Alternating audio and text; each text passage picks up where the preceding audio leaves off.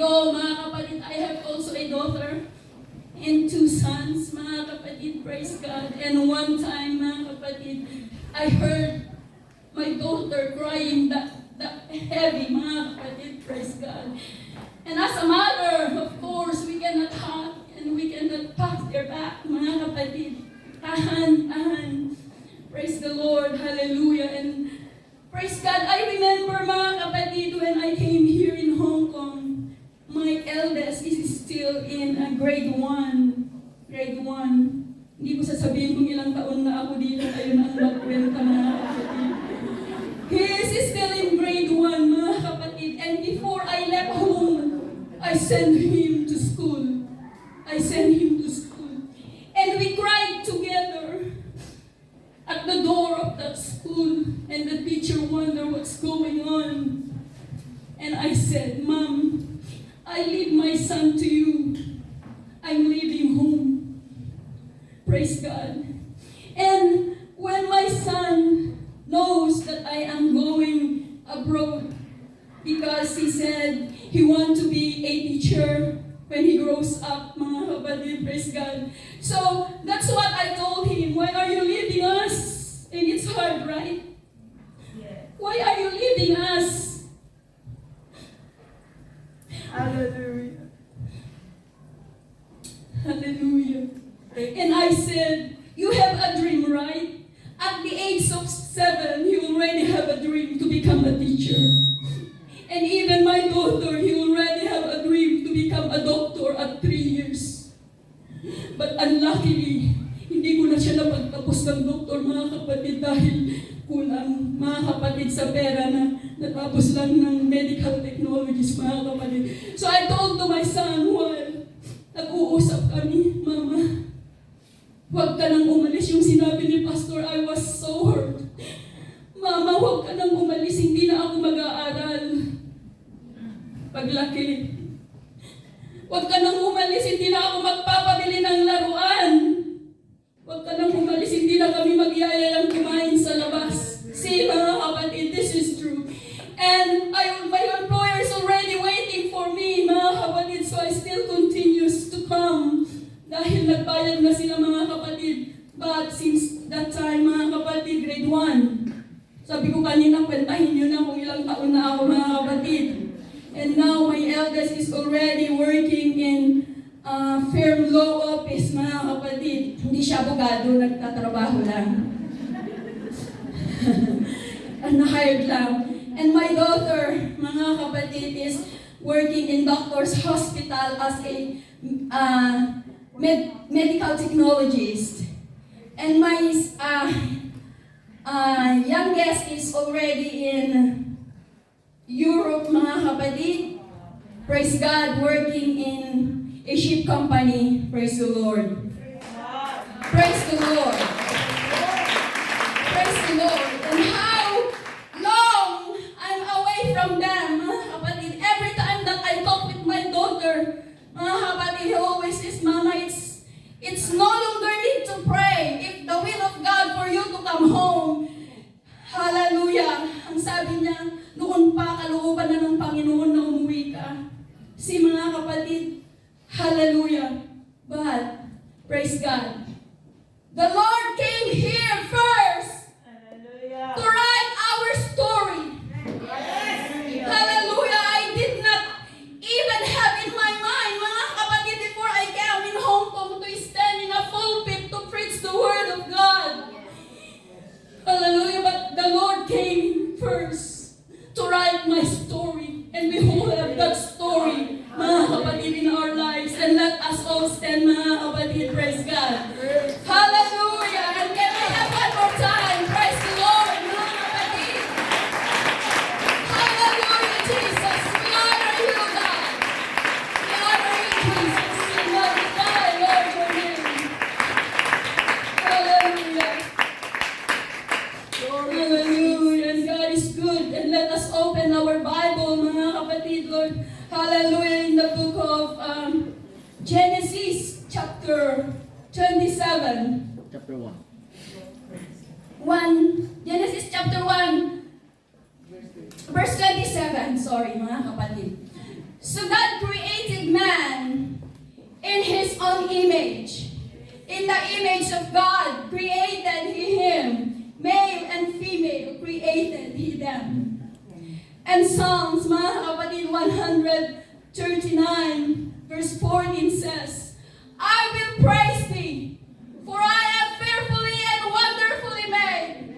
Marvelous are Thy works, that my soul knoweth right well. Hallelujah.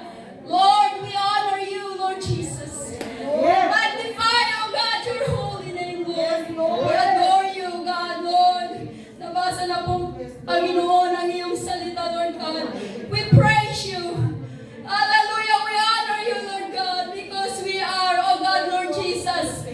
Hallelujah. Fearfully and wonderfully made by You, God, Lord. Hallelujah.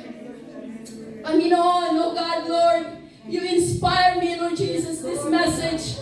Lord, hallelujah, oh God, about, Lord God, about the life of prominent woman in the Bible, Lord Jesus, hallelujah. I pray, Father God, Lord Jesus, hallelujah, na tulungan mo ako, Panginoon, oh God, Lord Jesus, na i-share, Panginoon, oh God, ang buhay, Panginoon, hallelujah, ng woman na ito, Lord God, and I believe, Panginoon, nakapupulutan po namin, Panginoon, ng aral dahilan Diyos. Father, I pray, Lord God, that You will speak to me, Lord God. Hallelujah. During this last day, oh God, of 14th annual LA conference here in Hong Kong, God. Hallelujah. And make something different, oh God, Lord Jesus, in our midst, Lord God. Today, Lord, hallelujah. And once again, fill us, Lord Jesus, with Your love and with Your grace. Hallelujah. We honor You, Lord, and have Your way in our midst, oh God. We give You praise, Lord. We give You glory and honor and adoration, oh God. In Jesus' name we pray. Hallelujah. Hallelujah. Come on. Hallelujah. Hallelujah. Praise God.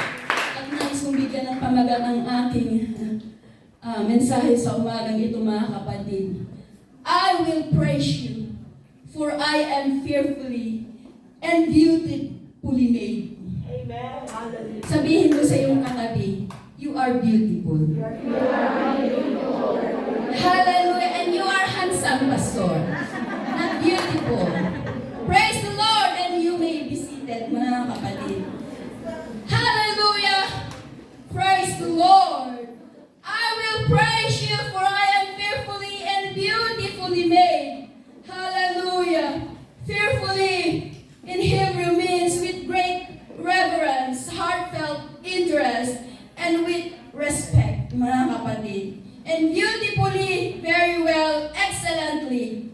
All our elements, mga kapatid, are combined beautifully. And we are shaped in His name. Hallelujah! We are beautiful, mga kapatid. Praise God. Sabihin mo, I am beautiful. Amen. Because we are made in the image of God. We are made in the image of God, mga kapatid. Praise the Lord. And we are God's unique masterpiece.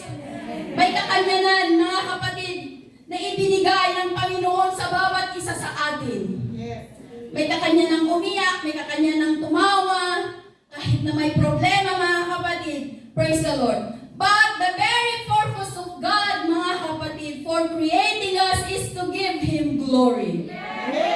Hallelujah. So we must love the Lord with all our hearts and with all our mind and with all our strength, mga kapatid, because that is the very first commandment, mga kapatid.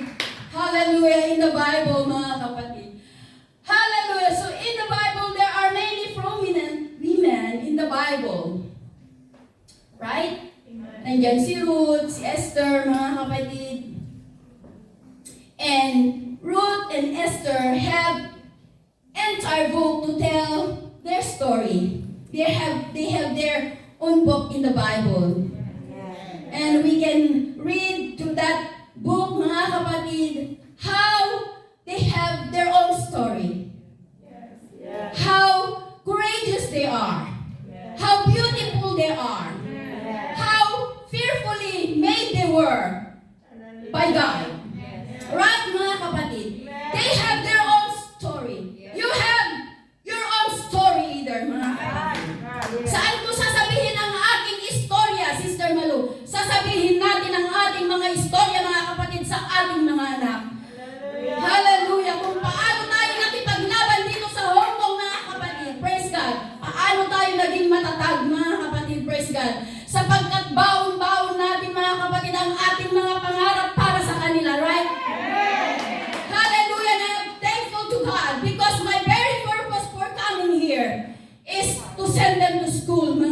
kapatid. Praise God. Hallelujah. And thank you, Jesus, for that. It's because of the grace of God, mga kapatid. And it's because of your prayer, the prayer of this church. Hallelujah. Because we have a very unique, mga kapatid. We are a unique masterpiece. We are praying for each other. Nasubukan ko rin, mga kapatid, dito sa Hong Kong na and Sister Clarita is a witness. Nasubukan ko na nakakala ko yung mamamatay na, mga kapatid. That's another story of mine. And I already cleaned up my room. I threw away all my garbage because I have to go to the hospital and have my check-up nung meron akong bukol, mga kapatid. And I said, Sister Claire, pray for me. I am going to the hospital. I already cleaned my room. I threw away all my garbage. So if I die, my room is ready. And my heart is ready. Nasubukan ko yan. Sapagkat wala akong pamilya, I called Sister Claire. Right, Sister Claire? She is a witness. Pero bakit ako napunta doon, mga kapatid? Because of our story. Naman, you have your own story. How the Lord strengthened you during those times, mga kapatid, na kailangan po natin siya. Hallelujah. However, the woman we know as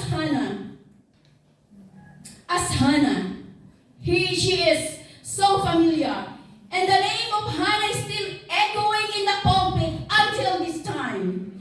Because of his faithfulness. Because he was beautifully, mga kapatid, hallelujah, and fearfully made by God. She was survived by the challenges of life he encountered. Palakpakan po natin ang ating Panginoon. Ruth and Esther, mga kapatid, have their own book. But Hannah, mga kapatid, mababasa mo lang siya sa iisang chapter sa Biblia. Saan? Sa 1 Samuel, mga kapatid. Doon lamang po natin mababasa ang istorya ni Hannah, mga kapatid. Ang kanyang naging buhay. Mga kapatid, hallelujah. So saan kaya ang ating mga istorya sa buhay, mga kapatid? Where will our children and our grandchildren, hallelujah, read our story? Hallelujah, Jesus.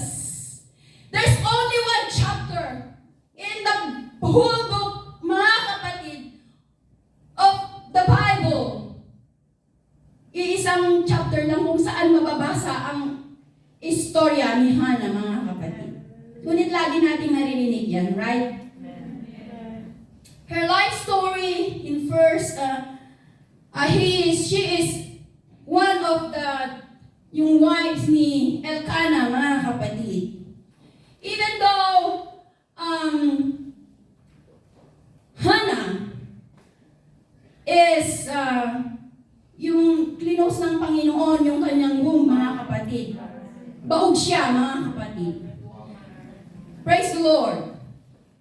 But we cannot read in the Bible kung bakit this womb is getting closed. It's only recorded in the Bible that the Lord remember Hannah. The Lord remember Hannah. The Lord remembers you. The Lord remembers me. Hallelujah.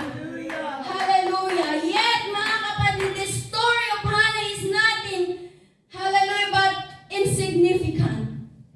Praise the Lord. But it is not too small, mga kapatid, to be worth considering. Hallelujah. Because she has a very inspiring story. And you can relate from Hannah's story, mga kapatid. We may not have the same problem. We may not have the same challenge as Hannah, mga kapatid.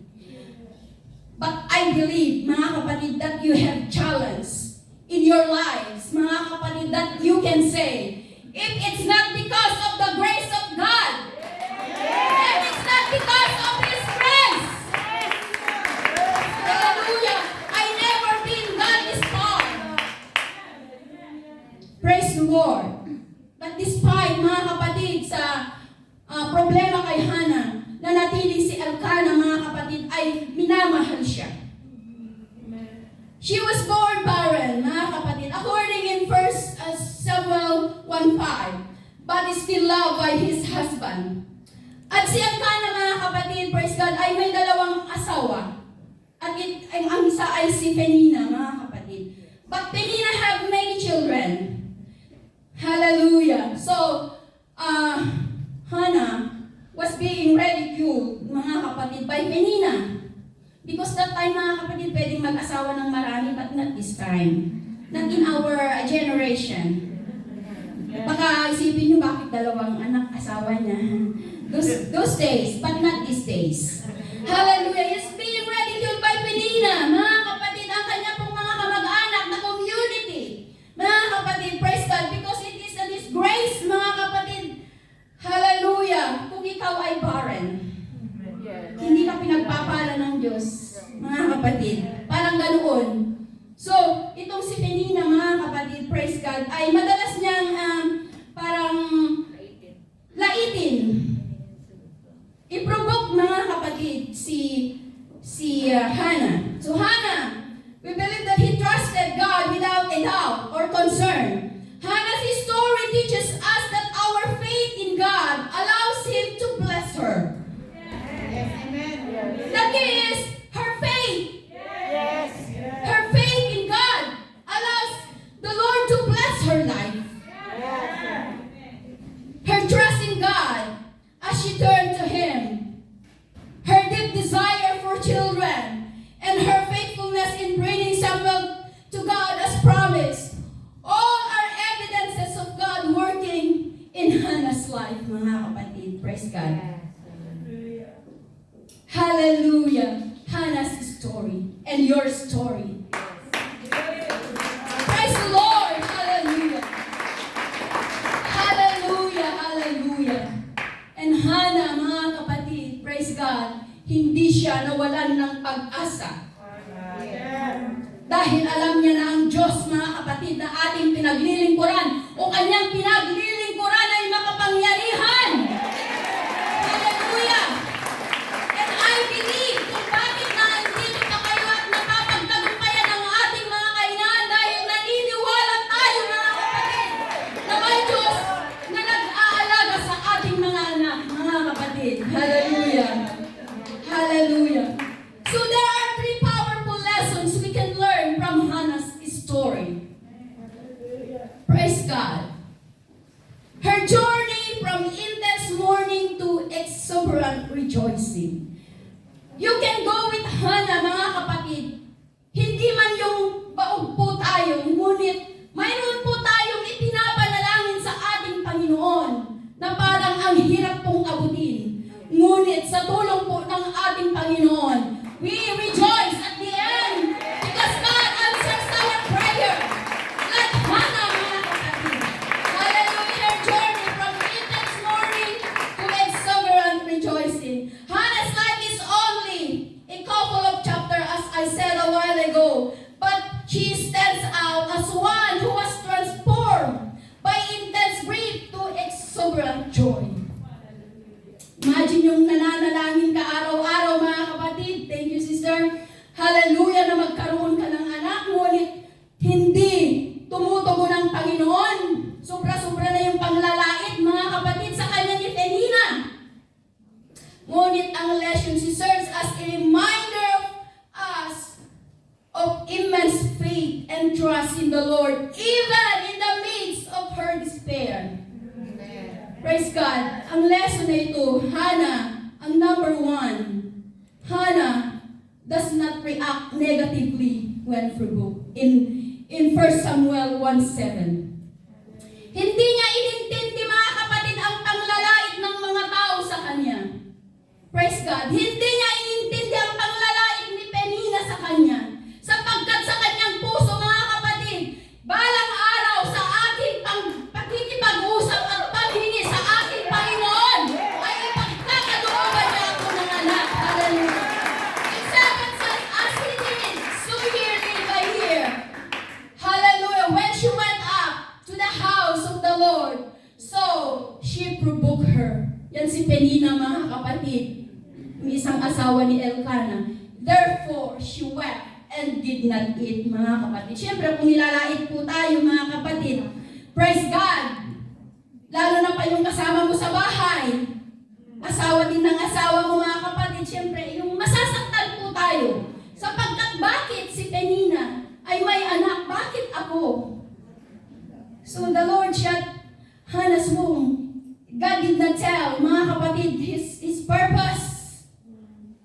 Hindi na isulat sa first Samuel chapter 1, mga kapatid. Praise God, hallelujah. Hannah was one, yun sinabi ko ng mga kapatid. So in those days, a woman's work was determined by numbers of male children.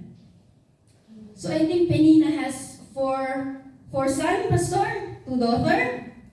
Praise God. But Hannah, wala man lang isa, mga kapatid. Praise God. Wala man lang isa. So if a woman have no children, she would be seen as failure. So one of admirable qualities in Hannah is that in spite of all repeated ridicule and provocation from Penina, he does not react in anger. Parang may connection dito sa ating He did not react with anger, mga kapatid. So ano ang ginagawa ni Penina, mga kapatid? Instead, she cries out to the Lord in prayer. Hallelujah! In 1 Samuel 1:10, mga kapatid, he cried out. Sa halip, mga kapatid, na magalit din siya, mga kapatid, he did not react negatively. Hindi pa rin siya nawalan ng pag-asa. Hindi ka na magkaka-boyfriend! May pag-asa! Naka-boyfriend pa, mga kapatid!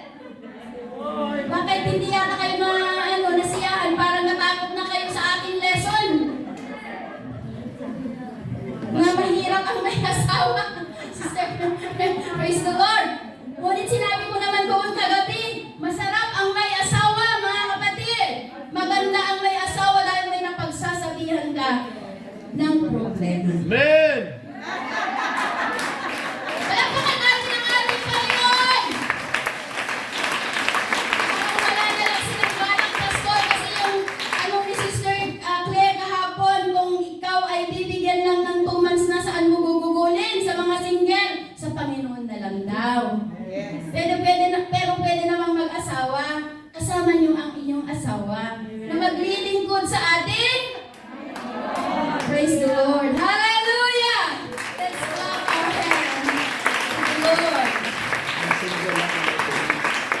Because Hannah understood that the only one who can comfort her and provide relief is God. Yes. And she depend on Him completely. So no need, mga kapatid, na mag-isip ka ng negative. Kung sabi naman ng Panginoon sa atin na Yes. we can do it through Him. Yes. Amen. Hayaan lang po natin yung mga nanglalait sa atin, mga kapatid. Ano ba naman ito? Haba-haba ng buhok. Hindi ka na pagpapalain ng Panginoon. Pagpapalain, mga kapatid! Hallelujah!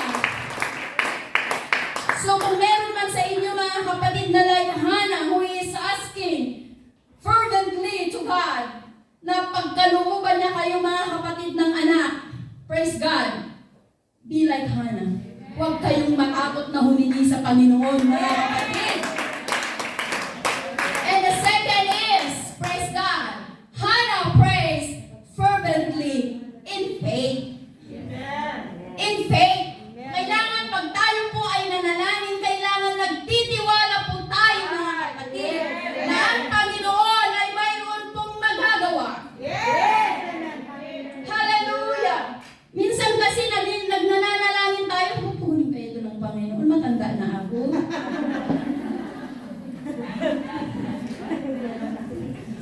Praise the Lord.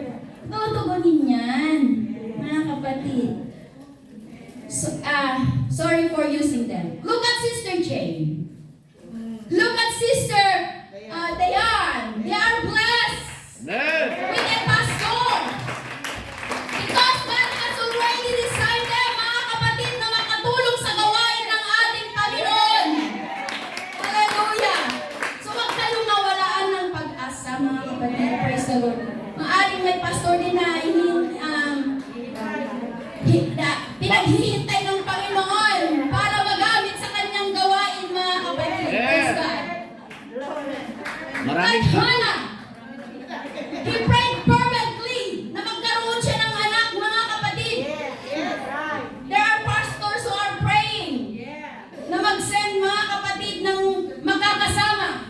Kong. Taga-Hong Kong daw, sabi ni Pastor. Makakasama mga kapatid sa gawain po ng ating Panginoon. Yes. Alam ko yan, Pastor, sapagkat kaya huwag tayong pasaway pag umuwi tayo. Dahil alam nila mga kapatid na kung ikaw ay galing ng Hong Kong, alam nila na talagang naturuan po tayo ng salita ng ating Panginoon. So, kung ako naman ako ng pasaway. Praise the Lord. Hindi naman. Nagiging mabait ako, Pastor. Ikaw mag-alala. Praise the Lord. So, Hannah prayed fervently in faith in Samuel 1:13. Praise God, because Hannah understood the power of prayer. Now Hannah, she spake in her heart. Pwede palang mag-speak sa puso lang, mga kapatid na. Praise God. She spake in her heart. Only her lips moved.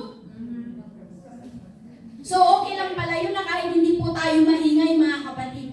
Basta yung kondisyon po ng ating puso ay nakatuon po sa ating Panginoon. But her voice was not heard.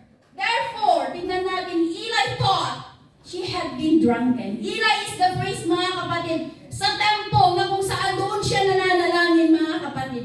Sabi niya, lasing, mga kapatid. Yeah, I really have a gap memory, mga kapatid. Siya ay lasing, mga kapatid, sapagkat nagsasalita naman, or minsan sabihin natin, parang sirang ulo naman ito.